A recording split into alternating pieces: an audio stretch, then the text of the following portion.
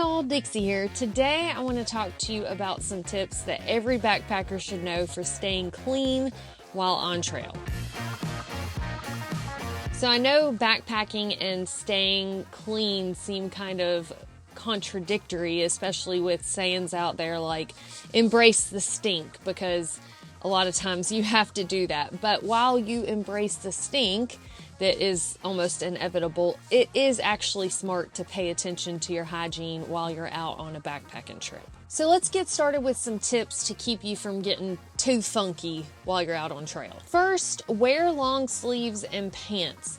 There's a saying that goes, an ounce of prevention is worth a pound of cure. So wearing long sleeves and long pants can keep dirt from caking up on you. You might be surprised how much dust and dirt we collect as we're trotting down the trail. Now, sure, in warmer weather, you are gonna sweat, so you will still have some grime on you from that, but it's a lot easier to clean off than a bunch of sweat and all of the dirt and grime from the trail, which when you go to clean it off starts to seem like mud. So then you won't have to play the game of is it a tan or dirt. Next, select fabrics that are antimicrobial. The clothing that you wear, and specifically the fabric that it's made from, can definitely help either mitigate or contribute to your stench. Merino wool is known to actually help with odor control.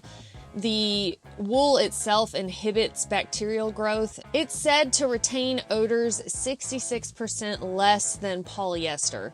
I would have hated to have been a judge in that study. Bamboo is actually also an antimicrobial and an antifungal type fabric.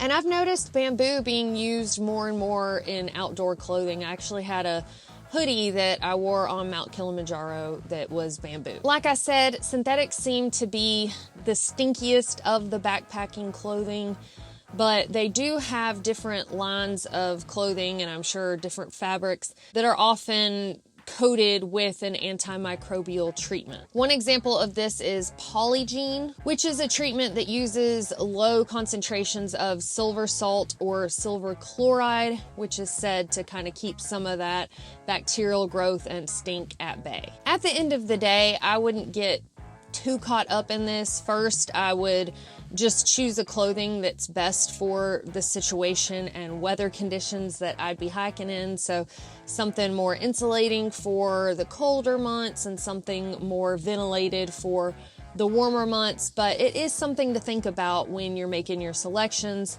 if being less stinky is important to you. My next tip is carry baby wipes or some sort of rag or cleaning cloth and some soap. Some folks like to carry a bandana or a small camp towel or some sort of quick drying rag that they can wet while they're in their tent. Use a little bit of something like Dr. Bronner's. I saw somebody comment that they put Dr. Bronner's in like an old Visine bottle.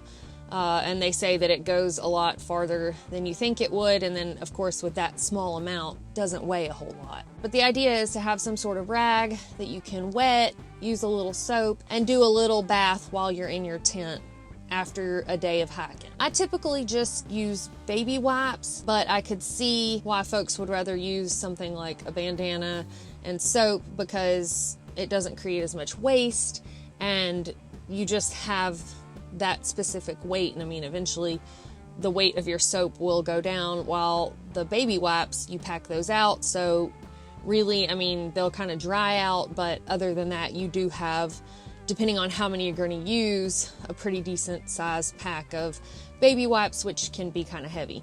Now, some folks do take the time to dry these out before they hit the trail. If you're going to be backpacking shorter stretches, I could see taking the time to do that, and then you just wet it before you use it. But when you're on something like a through hike, at each town stop, taking the time to dry out baby wipes, I've just never done that before. Really sitting here and thinking about it, maybe doing like a combo, just carrying a small amount of baby wipes, enough to use when you go to the bathroom, because when I go number 2 in the woods, I just prefer to wipe up with baby wipes. And then having a rag and soap to kind of bathe off with in the evenings for the rest of my body, that might work, because my biggest aversion to using a bandana or a camp towel is I don't want to wash my booty with something and then the next day use it to wash my face when it hasn't run through a washer machine. Now, that's just personal preference. I'm not saying that if you didn't rinse it out real good with some water and soap that it wouldn't be clean, but I'm just not doing that. But anyway, a nightly freshening up, whatever you prefer to use, is gonna go a long way for your hygiene. It also helps you feel better. I feel like I sleep better at night, but it can actually help with things like preventing blisters or foot funk, because you're getting that grime off of your feet. And then the rest of your body, preventing chafing, because you're knocking off all of that grit and salt, which can increase friction on your skin and, like I said, cause blisters or chafing. Next, have a designated sleeping outfit. Having something clean to change into after you bathe off is gonna help, keep your body clean after you've bathed off, but also helps keep your sleeping bag more fresh too. And if you're one of those folks who likes to sleep naked on trail, then I would even more so recommend doing a little bath in your tent before you get into your sleeping bag. But I can't express, after hiking in grimy clothes all day, how good it feels to have a nice clean outfit to put on. I mean, you just feel like the most hygienic person on trail. Next up, soak your feet or go swimming at water sources. Going for a daily dip, it's gonna help wash away that grit and that salt, and at a bare minimum, at least soaking your feet when you get to camp can help do wonders. Again, washing all that stuff off.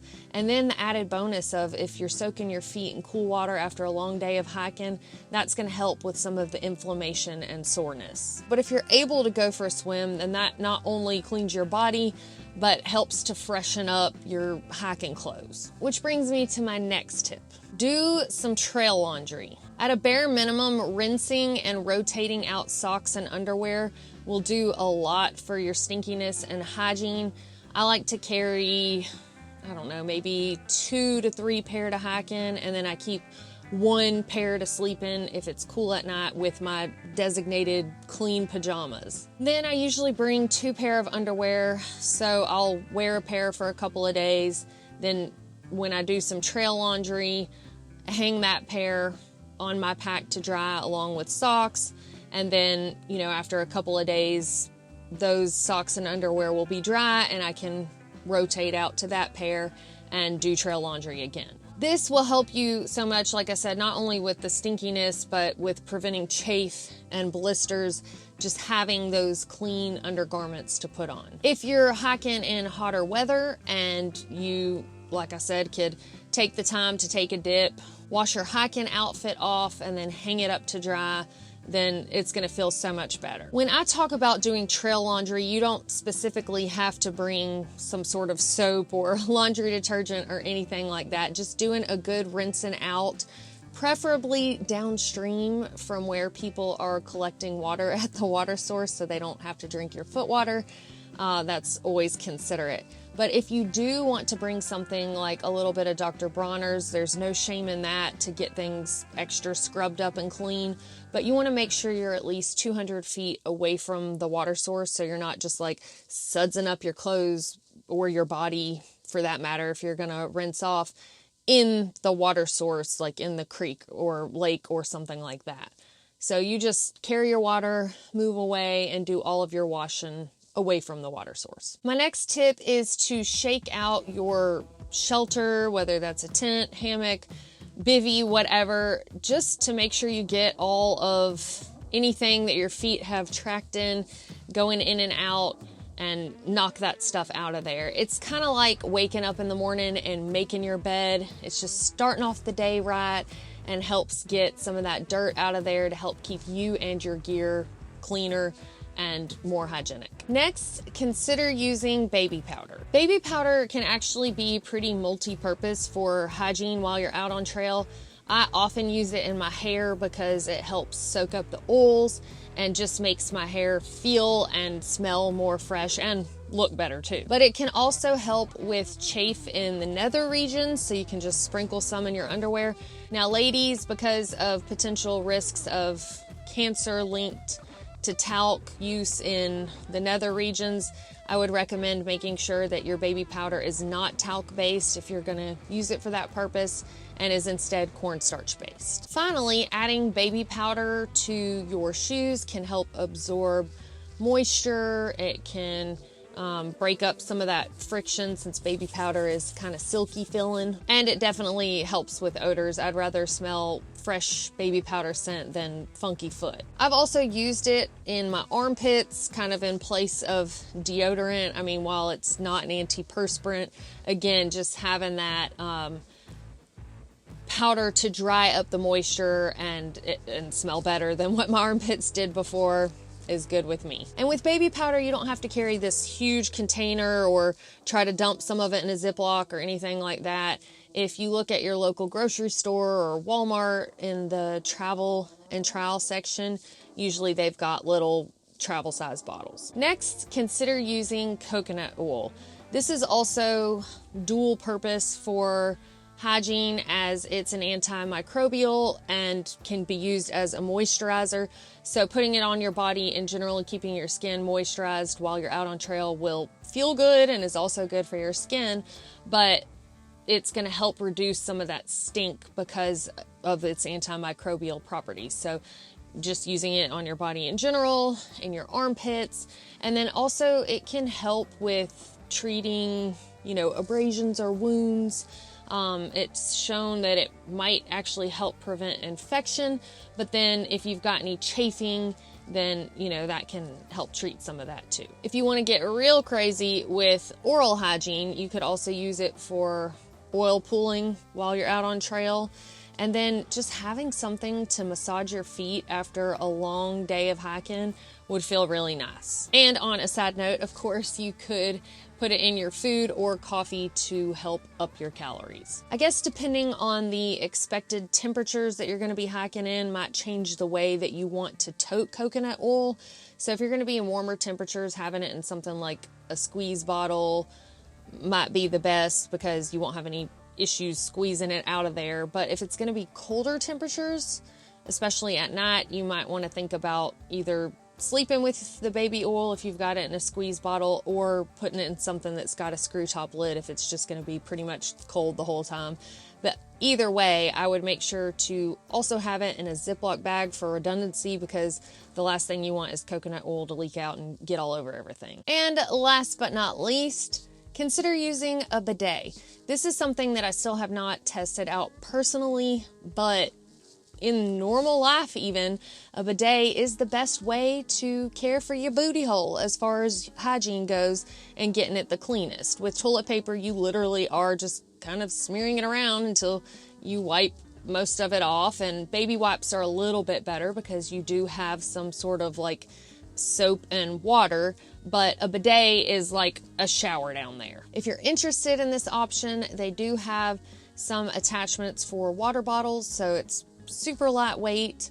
I would personally use a separate water bottle for this purpose, just because of splashback or anything like that. I don't know, it just kind of gives me the heebie-jeebies.